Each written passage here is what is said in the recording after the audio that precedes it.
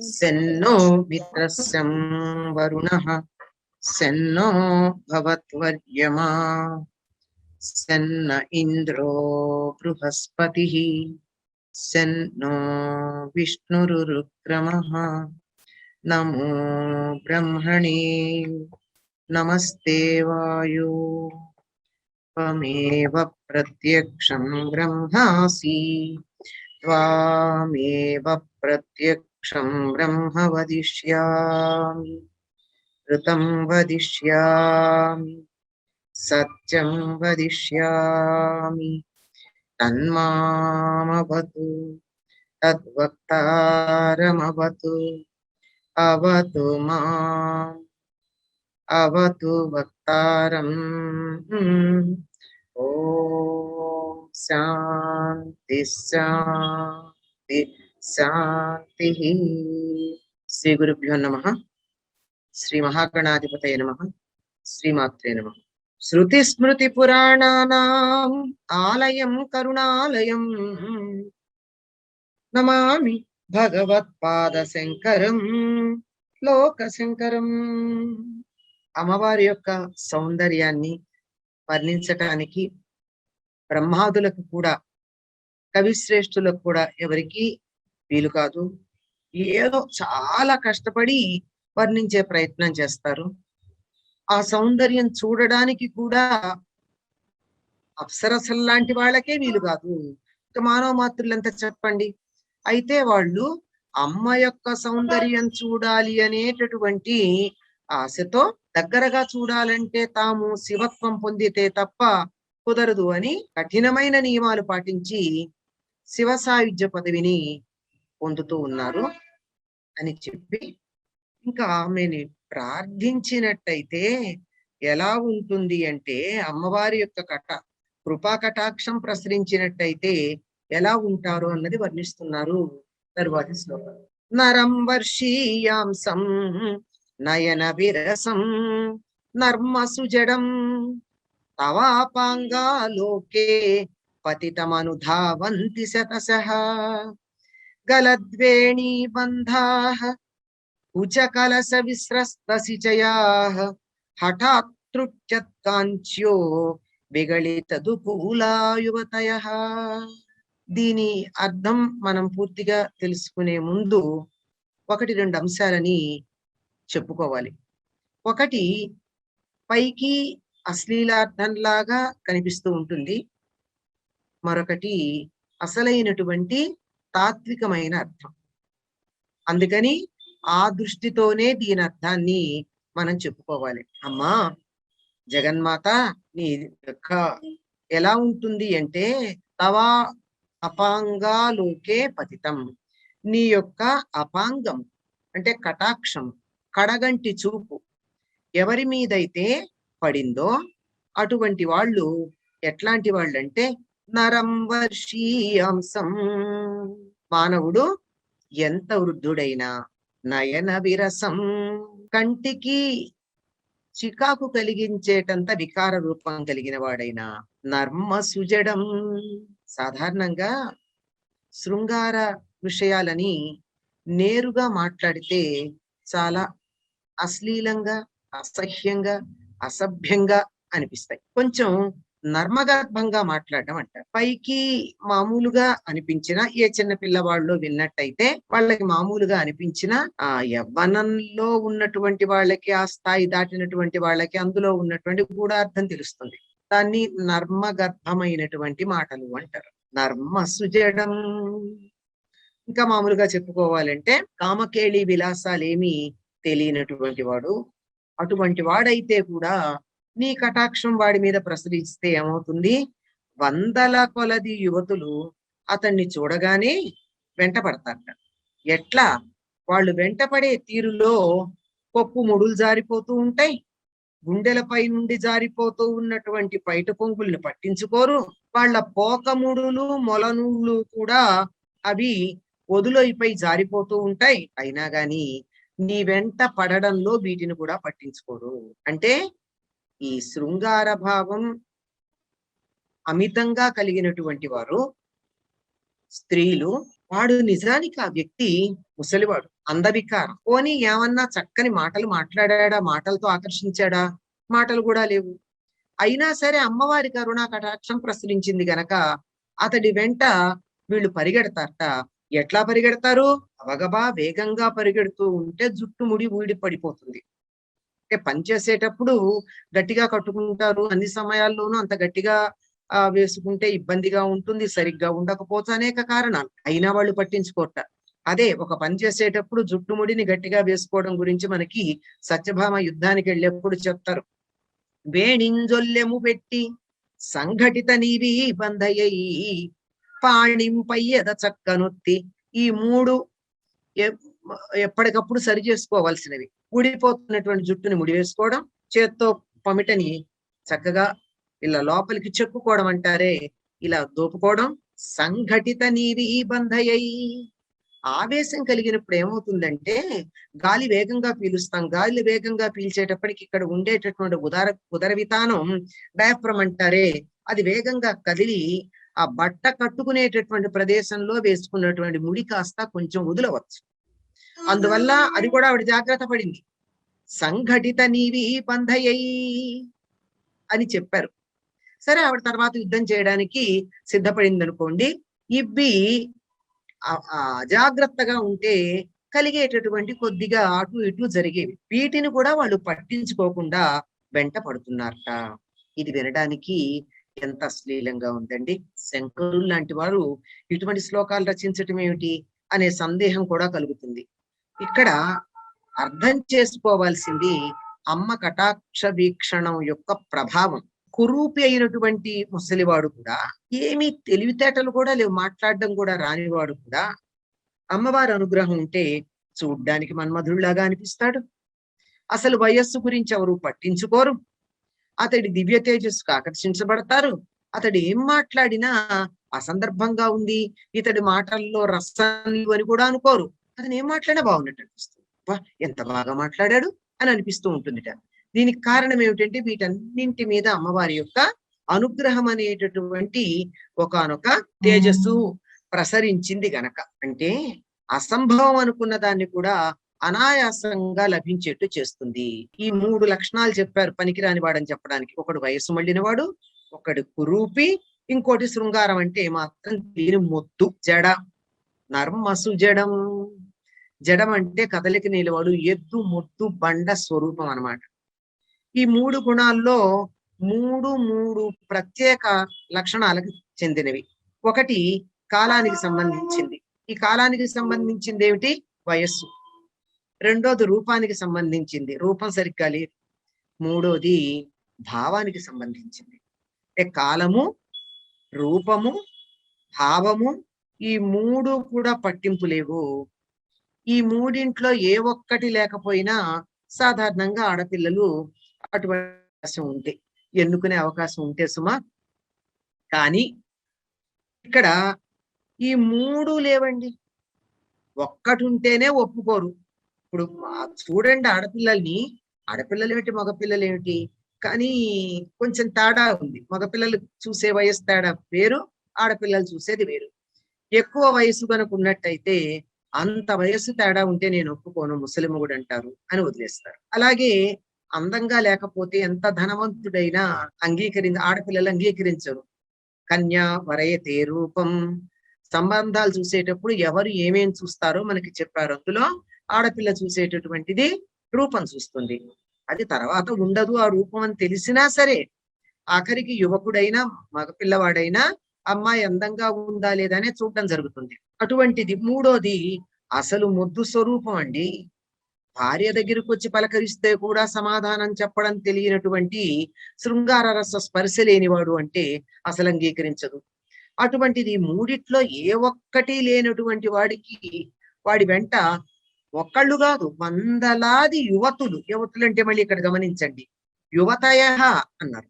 యువతులు అంటే యవ్వనంలో ఉన్నటువంటి వాళ్ళు. సరే, గంతకి తగ్గ బొంతండి ముసలివాడికి ముసలమ్మాయి అనుకోవడానికి వీల్లేదు. యువతులైనటువంటి వాళ్ళు వెంట పరుగు పెడతారు. ఏమిటి కారణం? చూడడానికి వినడానికి అంత సవ్యంగా అనిపించట్లేదు, కానీ దీని వెనకాల ఉన్నటువంటి కారణం ఏమిటి అంటే, ఒకటి మూర్తీభవించిన సౌందర్యమైన అమ్మవారి యొక్క చూపు పడటం వల్ల ఎంతటి ముసలివాడైనా కురూపి అయినా యవ్వనంలో మిసమసిలాడే అందంతో ప్రకాశిస్తాడు. మనకి చవనుడు, సుకన్య వీరి కథలు మనకి తెలుసు. అలాగే మొట్టమొదటి శతరూప, మనువు వీళ్ళ కథలు తెలుసు. అదే విధంగా అనేక మంది మహర్షులు మొదలైనటువంటి వారు భార్య సంతృప్తి పడేట్టు చేయడానికి వారికి ఎంత వయసున్నా యవ్వనంగా కనిపించేటటువంటి ప్రయత్నం చేశారు. పురాణాలు చదివితే మనకు కనపడతాయి. ఇది జరుగుతుందా అని లాంటి ప్రశ్నలు వేయద్దండి. ఎందుకు అంటే, మనకి తెలియనివన్నీ, మనకి అందుబాటులో లేనివన్నీ లేవు, ఉండవు అనుకోవడం చాలా పెద్ద మూర్ఖత్వం. మనమెంత, మన తెలివెంత, మన జ్ఞానం ఎంత, మనకున్నటువంటి శాస్త్ర పరిజ్ఞానం ఎంత, వీటన్నింటినీ పక్కకు పెట్టుకుని అంతకన్నా అతీతంగా ఉంది. అటువంటి వాటిని మనం తెచ్చుకునే ప్రయత్నం చేస్తాం అనడం బాగుంటుంది తప్ప లేవు అనడం కాదు. కనుక అందువల్ల అందంతో కనపడేటటువంటి అవకాశం ఉంది.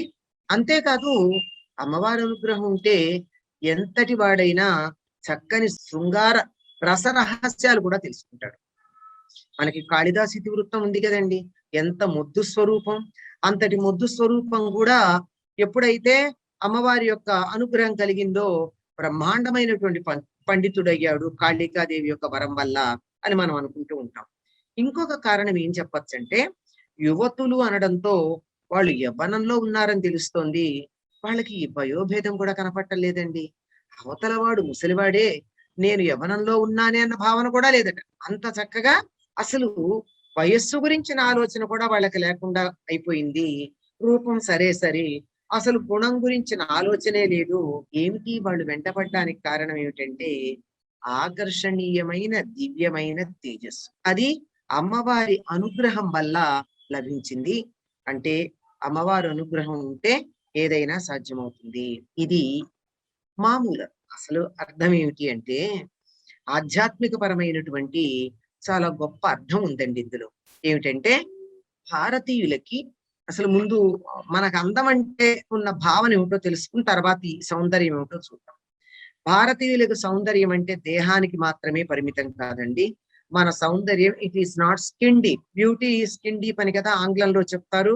మనది ఆ చర్మానికి, లేక మాంసానికి, లేక రూపురేఖలకి, లేకపోతే కొలతలకి పరిమితం కాదు మన అందం. నిజంగా కొలతల ప్రకారం అందం ఉండాలి అంటే మనకి ఉరదాడ వారు అంటారు, కొయ్య బొమ్మల మెచ్చు కళ్ళకు కోమలుల సౌరెక్కున అని. కొయ్య బొమ్మలు చాలా అందంగా లెక్క ప్రకారం తయారు చేసి పెడితే చాలా బాగుంటాయండి. అసలు ఎక్కడ బయలేటరల్ సిమెట్రికల్ ఉంటాయి.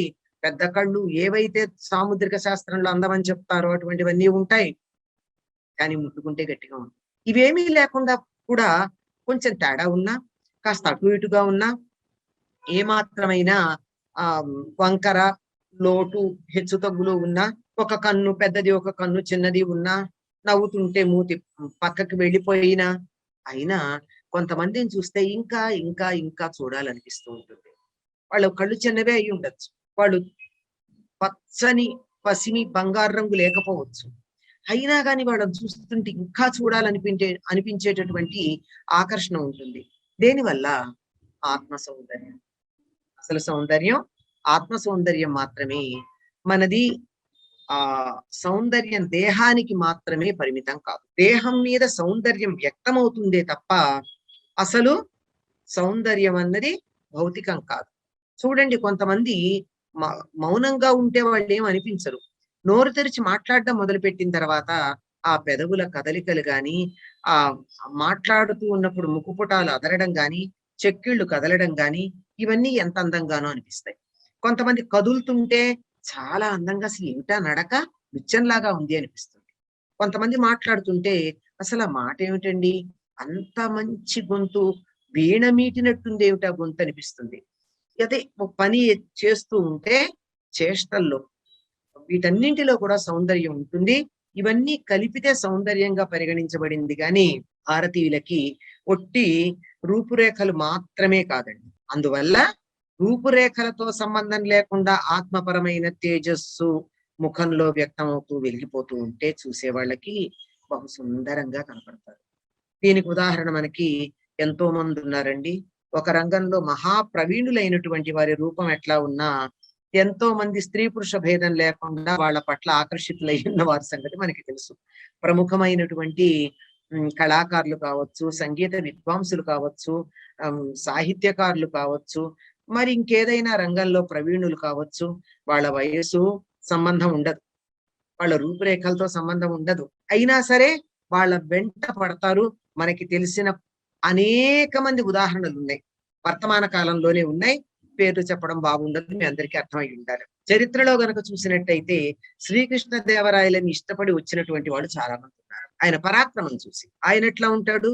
సన్నగా, పీలగా, నల్లగా, స్ఫోటకం మచ్చలతో, ఒక కన్నులో పువ్వు వేసి ఉంటాడు. కానీ మనకేమో ఒక అందమైనటువంటి నటుణ్ణి కృష్ణదేవరాయల పాత్రలో చూసి కృష్ణదేవరాయలు ఇట్లా ఉన్నాడు కాబోలు, అందువల్ల ఆ రోజుల్లో రాజకుమార్తెలు ఆయన వెంట పడ్డారు అనుకుంటాం. ఆయన అందం దేంట్లో ఉంది? పరాక్రమంలో ఉంది. ఆయన అందం కవిత్వం చెప్పడంలో ఉంది, కవులని పోషించటంలో ఉంది, కళా పోషణలో ఉంది, ఆయన వ్యక్తిత్వంలో ఉంది. ఇది ప్రధానమైంది. అలాగే ఈ కాలంలో మనం గమనించినట్టయితే ఎంతో వృద్ధులైనటువంటి వారి వెంట యవ్వనంలో ఉన్న ఆడపిల్లలు పడ్డ సంఘటనలు మనకి తెలుసు. నేను చెప్పక్కర్లే, మీకే తెలుస్తాయి ఉదాహరణలన్నీ. అందువల్ల ఆకర్షించబడడానికి, ఒక పురుషుడి వైపు ఆకర్షించబడడానికి ఆడపిల్లలకి, అందులో యవ్వనంలో ఉన్న వాళ్ళకి పెద్ద కారణమేం అక్కర్లేదండి. అమ్మవారి యొక్క అనుగ్రహం ఉంటే ఆ వర్చస్సు, ఆ తేజస్సు లోపల నుంచి వ్యక్తమవుతూ ఉంటే దాని పట్ల ఆకర్షించబడతారు. అసలు మరొక కోణం ఉంది. ముందరొకటి చెప్పారు, రెండు, ఇది మూడోది. ఒక స్థాయి దాటిన తర్వాత భౌతికమైన అంశాలు లెక్కలోకి రావు. ఉదాహరణకి ఒక బిడ్డకి తల్లి ఎంత అనాకారిగా ఉన్నా తల్లి మొహం చూడగానే మనశ్శాంతిగా అనిపిస్తుంది. ఆవిడ గొంతు మధురంగా లేకపోయినా జోల పాడుతుంటే హాయిగా నిద్రపోతుంది. ఎక్కడుంది ఇది? భౌతికమైనటువంటి గొంతులో ఉందా? అనాకారిగా ఉన్న రూపంలో ఉందా? లేదే. అమ్మని చూడగానే నవ్వుతాడు. అందం అన్నది ఇక్కడ భౌతికమైనటువంటి దానికి పరిమితి కాదు. ఒక స్థాయికి వెళ్ళిది. తల్లి బిడ్డల ప్రేమ గురించి చెప్తున్నాను. ఇది మిగిలినటువంటి అంశాల్లో కూడా ఈ విధంగానే మనకి ఉంటూ ఉంటుంది. అక్కడ భౌతికత కాక తత్వానికి ప్రాధాన్యం. అమ్మ అనుగ్రహం ఉన్నటువంటి వ్యక్తి తాను ముక్త స్థితి పొందడమే కాదు, తన సమీపంలో ఉన్న వాళ్ళకి అందరికీ కూడా అటువంటి స్థితినే కలిగించగలడు. అంటే తాను అమ్మవారి అనుగ్రహం వల్ల అద్భుతమైనటువంటి రూపురేఖలు లేవు, అందం లేదు, వయస్సు దాటిపోయింది. అయినా సరే అమ్మవారిని ధ్యానం చేసి చేసి చేసి ఆవిడ్ని ధ్యానం చేయడం వల్ల ముక్త స్థితిని పొందాడు. దానివల్ల వచ్చేది అదే. అందుకేనండి మనం గమనించినట్టయితే పీఠాధిపతులు, సన్యాసులు వీళ్ళ వెంట ఎందుకు పడుతూ ఉంటారు అందరూ? ఎందుకు అంటే వాళ్ళ భౌతిక రూపాన్ని, వాళ్ళు వేసుకున్నటువంటి ఆహార్యాన్ని కాదు, వాళ్ళు నిజమైనటువంటి భక్తి కలిగినటువంటి వాళ్ళైతే వాళ్ళల్లో ఉన్న ఆధ్యాత్మిక చైతన్యం వల్ల వెలువడుతూ ఉన్నటువంటి తేజస్సుని చూసి ఆకర్షించబడి వెంటపడతారు. ఎలాగంటే అటువంటి వాడు తాను ముక్త స్థితిలో ఉండడమే కాదు, తన సమీపంలోకి వచ్చినటువంటి వాళ్ళందరికీ కూడా ముక్త స్థితిని ప్రసాదించగలిగినటువంటి స్థితి ఉంటాడు. ఎట్లాగంటే ఒక అయస్కాంతం సమీపంలోకి వచ్చిన ఇనప ముక్క చాలాసేపు దాని దగ్గర ఉంటే దానికి కూడా అయస్కాంత శక్తి రావటం జరుగుతుంది. అది అయస్కాంత శక్తిని కలిగి ఉంటుంది. తాత్కాలికంగా ఇనప ముక్కలు నది కూడా ఆకర్షిస్తుంది. చిన్నప్పుడు స్కూల్లో నేర్పారు కదండి, మ్యాగ్నెటిక్ ఫీల్డ్ దాని గురించి ఒక అయస్కాంతాన్ని పెట్టి దాని చుట్టూతో ఇనపరజను పోసి, ఆ ఇనపరజను పోసే కాదు, దాన్ని ఏం చేశారు, దాని దగ్గరగా కొంచెం దూరంలో ఒక బ్లేడ్ పెట్టి లేకపోతే ఒక మేకు పెట్టి దాని చుట్టూతో ఇనపరజను పోస్తే అది కూడా ఆకర్షించబడుతుంది. అయస్కాంతం దాకానే కాదు, దానికి అక్కడ దాని సమీపంలో ఉన్నంత కాలం ఆకర్షించే గుణం. ఎక్కువ కాలం దాని దగ్గర కనుక ఉన్నట్టయితే పూర్తిగా ఆ లక్షణం వచ్చేయడానికి అవకాశం ఉంది. తక్కువ కాలం ఉంటే మాత్రమే అలా ఉంటుంది. ఎక్కువ కాలం కనుక ఉందనుకోండి, ఎక్కువ కాలం ఉన్నట్టయితే ఆ లక్షణం శాశ్వతంగా వచ్చేస్తుంది. అయస్కాంతాన్ని తయారు చేసేటటువంటి పద్ధతి అదే కదా. ఇప్పుడైతే ఎలక్ట్రిసిటీతో చేస్తున్నారు, కానీ పూర్వం అయితే ఒక పెద్ద అయస్కాంతం మీద ఇనప ముక్కని ఒకే క్లాక్ వైజ్ డైరెక్షన్, మళ్ళీ వెనక్కి తీసుకురాకుండా క్లాక్ వైజ్ డైరెక్షన్ లో ఇలా రుద్దగా రుద్దగా రుద్దగా రుద్దగా ఈ ఇనప ముక్కకు కూడా అయస్కాంత శక్తి వచ్చేది. ఇప్పుడు అమ్మవారు అనేటటువంటి అయస్కాంతం దగ్గర ఈ సాధకుడు అనేటటువంటి వాడు ఉండి అలా రుద్దబడి రుద్దబడి రుద్దబడి రుద్దబడి అతడికి కూడా అయస్కాంత శక్తి వచ్చేసి అమ్మవారి యొక్క సౌందర్యాన్ని చూసి ఆకర్షించబడి జీవులందరూ ఎలా వెంటపడుతూ ఉన్నారో ఆవిడ సమీపంలో ఉన్న ఈయన్ని కూడా చూసి వెంటపడ్డం అన్నది ఆ విధంగానే జరుగుతూ ఉంటుంది. అతడు తాను ముక్తిని పొందడమే కాదు, సమీపంలోకి వచ్చినటువంటి వాళ్ళందరికీ కూడా ముక్తిని ప్రసాదించగలిగినటువంటి లక్షణాన్ని కలిగి ఉంటాడు. అసలు అర్థం చేసుకోవాల్సింది ఏమిటంటే, ఇక్కడ అతడి సౌందర్యాన్ని చూసి శృంగార భావంతో వెంటపడ్డారు యువతులు అని అనుకుంటారేమో. కాదండి. అతన్ని చూడగానే భక్తి పారవస్య స్థితిలో ముక్త స్థితి పొందడం వల్ల వెంటపడ్డారు. సాధారణంగా ఈ ముక్త స్థితి, సన్యాసం లేదా మోక్షం ఇలాంటి భావాలన్నీ ఎప్పుడు కలుగుతాయి? వృద్ధాప్యం వచ్చాక. ఎక్కువ మందికి అంతే. తరచుగా ఎక్కువ మంది కంటే అట్లా కలిగిన వాళ్ళకి మాత్రం. అయ్యా వృద్ధాప్యం వచ్చాక కూడా కలగనటువంటి వాళ్ళు అనేక మంది ఉండొచ్చు. కానీ వృద్ధాప్యం వచ్చి బాధ్యతలన్నీ తీరి పిల్లలందరూ ఎవరి జీవితాల్లో వాళ్ళు స్థిరపడిపోయి తనను ఆశించకుండా ఉన్నటువంటి స్థితిలో మాత్రమే ఒక స్త్రీ ముక్తి గురించి ఆలోచించడానికి వీలు. కానీ ఇక్కడ వీళ్ళకి అంత అవకాశం లేదు. వీళ్ళు యువతులు యవ్వనంలో ఉన్నారు. ఇంకా వివాహం అయిందో లేదో తెలియదు, పిల్లలు ఉన్నారో లేదో తెలియదు, చాలా జీవితం ముందుంది. అయినా సరే వెంటబడ్డారు. దేనివల్ల? ఎందుకు వెంటబడ్డారు? ఇలా వెంటబడినటువంటి వాళ్ళందరూ దేనికి అంటే భక్తి పారవస్యంతో వెంటబడ్డారు. అండి భక్తి పారవస్యంతో ఇట్లా జరుగుతుందా? జరుగుతుంది.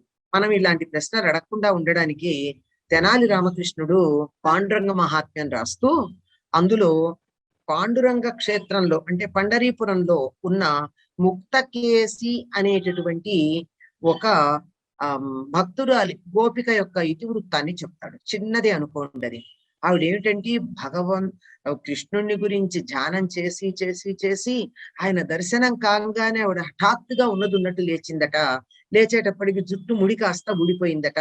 దాంతో పాటుగా ఆవిడ నీవీ బంధం పోక ముడి చీర పూర్వకాలం ఈ కొంగుతో ముడి వేసుకునేవాళ్ళండి. ఈ కట్టు కొంగు అనే పదం ఉండే కట్టు కొంగుతో ఈ ముడి వేసుకుని మిగిలిన చీర కట్టుకోవడం జరిగేది. ఆ ముడి కూడా ఊడిపోయి ఒంటి మీద వస్త్రం ఉందో లేదో తెలియకుండా కృష్ణుడు వెంటపడి వెళ్ళిందిట. ముక్త కేసి అనబడేటటువంటి ఒక అనక గోపిక ఆవిడ సంగతిని అక్కడ ప్రస్తావిస్తాడు. అంటే అది ఏ రసమన్నా కావచ్చు, ఒక స్థాయి దాటింది గనక వచ్చినట్టయితే అది పరమానంద స్థితికి తీసుకెళ్ళడానికి అవుతుంది. కృష్ణుని చూడగానే ఆవిడికి భక్తి పారవస్యమే గాని మరొక భావం కాదు కదా. ఆ భావంతో ఆవిడ పెడుతూ ఉంటే అలా అయిపోయింది అని పాండురంగ మహాత్మ్యంలో ఉంది. ఎవరికైనా కుతూహలం ఉంటే చదువుకోవచ్చండి. అలా వీళ్ళు కూడా అలాగే పరిగెట్టారు. ఈ పరిగెత్తినటువంటి వాటిల్లో ముక్త కేసుని కనుక గుర్తు పెట్టుకుంటే ఈ నరంవర్షీయాంశం నర్మసుజడం అని చెప్పినట్టు ఉండే ఇటువంటి వాడి వెంట పడ్డటువంటి ఆడపిల్లలు ఎవరైతే ఉన్నారో, పిల్లలు అని చెప్తున్నాను, పెద్దవాళ్ళు కాదు, యువతులు, వాళ్ళు ఎవరైతే ఉన్నారో వాళ్ళకి చెప్పిన లక్షణాలు కూడా జుట్టు ముడి ఊడిపోవడం, పోకముండు జారిపోవడం, ఆ పోకముడు జారిపోయిన తర్వాత గుండెల మీద పావటం ఉందో లేదో కూడా తెలియదు. శారీరక స్పృహే లేకపోయిన తర్వాత శరీరం మీద ఉండేటటువంటి వస్త్రాల స్పృహ ఎట్లా ఉంటుంది? ఈ వస్త్రాల స్పృహ ఉన్నంత కాలం శరీరం మీద ధ్యాస ఉండి, ఈ శరీరం మీద ధ్యాస ఉందన్న కారణంగానే కదా గోపికలకి వస్త్రాపహరణం చేసి వాళ్ళకు దాని మీద ఉన్నటువంటి వ్యామోహాన్ని శ్రీకృష్ణుడు పోగొట్టడం జరిగింది. కనుక ఇవన్నీ కూడా ఆ భక్తి పారవస్యం వల్ల కలిగేటటువంటి లక్షణాలు అని చెప్పుకోవాలి. పైగా ఇవి ఈ లక్షణాల వల్ల జరిగేది ఏమిటి అంటే, మొదటిది గలద్వేణి బంధ, చుట్టుముడులు విడిబడిన వాళ్ళు అయ్యారు అన్నారు. చుట్టుముళ్ళు విడిపడేది ఏమిటి? ఆధ్యాత్మిక పరంగా అని చెప్తున్నారండి, మీరు శృంగార రసం కాదంటున్నారు, ఇది నిజమా అంటే దానికి ఉండేటటువంటి అర్థం తెలుసుకుంటే నిజమని తెలుస్తుంది. ఏమిటంటే జుట్టు కోరికలకి సంఖ్య. అందుకే కదా నాకు కోరికలు లేవు అని చెప్పడానికి తిరుపతిలో జుట్టు ఇచ్చేస్తారు. అసలు మనిషి అందమంతా జుట్టులోనే ఉంటుందండి, అది లేకపోతే గుర్తు కూడా పట్టలేం, మారిపోతారు. జుట్టు, బొట్టు, కట్టు, ఈ మూడు మనిషి యొక్క ఆహార్యంలో ప్రధానంగా కనపడేవి. మనం అందులో మూడింటిని కూడా నిర్లక్ష్యం చేస్తున్నాం ఈ కాలంలో. బొట్టే పెట్టం, జుట్ట ఉండాల్సినట్టుగా ఉండదు, ఇక కట్ట చెప్పక్కర్లేదు. కట్టుబాటు లేదు అని చెప్పడానికి ఈ మూడు కూడా మనకి జుట్టు, బొట్టు, కట్టు కూడా తెలియచెప్తూ ఉన్నాయి. ఈ వేణి బంధం అన్నది ఏదైతే ఉందో కోరికలన్నిటినీ చాలా చక్కగా ముడిపెట్టుకుని జాగ్రత్తగా భద్రంగా పెట్టుకున్నాం. నా కోరికలు నా దగ్గరే పెట్టుకున్నా, వదిలిపెట్టుకోదలుచుకోలే. జాగ్రత్తగా పెట్టుకుని వాటన్నిటిని మూట కట్టుకుని పెట్టుకున్నాం. ఇది ఆధ్యాత్మిక కవి సమయం అంటారు. కవి సమయం అంటే కవులు ఏదన్నా సహజంగా ఉందో లేదో, శాస్త్రానికి అనుకూలంగా ఉందా, విరుద్ధంగా ఉందా అని ఆలోచించకుండా మేము ఇట్లా చెప్తామండి మీరు వినాలి అని కవులు ఒక ఒప్పందం చేసుకుంటారు. సమయం అంటే ఒప్పందం. ఒక ఒప్పందం చేసుకుంటారు. ఆ ఒప్పందం ప్రకారం వాళ్ళు రాస్తే మిగిలిన వాళ్ళు ఏమన్నారు. ఉదాహరణకి పుంస్కోకిల మగ కోకిలే పాడుతుంది, ఆడకోకిళ్ళు పాడవు. కానీ మనం ఎంత బాగా చెప్తాం, కోయిల పుట్టింటికి వచ్చింది ఆనందంతో పాడింది అంటాం.